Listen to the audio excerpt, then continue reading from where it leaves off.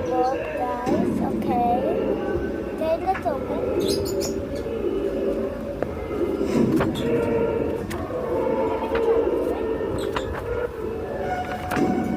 Oh, I will not to show you.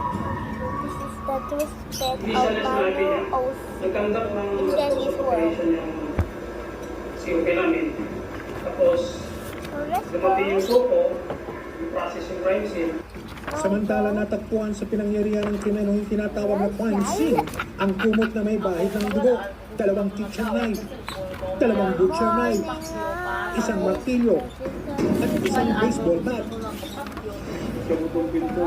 Pero sa patuloy na investigasyon sa mga pulis, isang bagong impormasyon ang isisiwalat sa kanila. Samantala, nung araw na yun, nasa lungsod ng General Santos ang ina ng mga biktima na si Lovelia Maguad na isang principal sa eskwelahan. Yung pagdating ko po, ma'am, sa venue, I attempted to call kay Mr.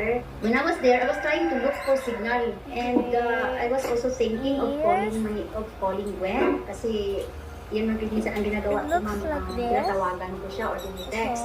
But the time, it wasn't possible kasi po walang signal doon sa venue. And mouth.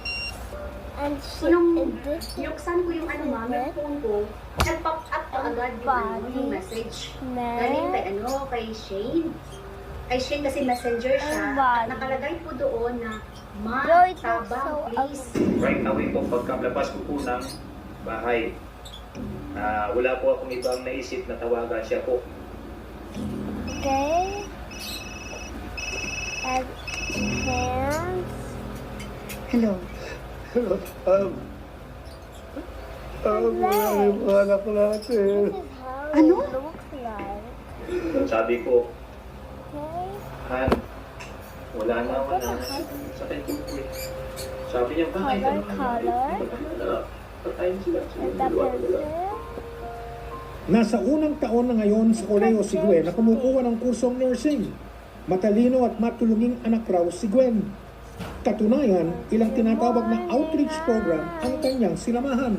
She's been busy attending mga leadership trainings, and she attended more trainings online, kaya Saturdays and Sundays po ma'am, she was really occupied attending those leadership trainings po.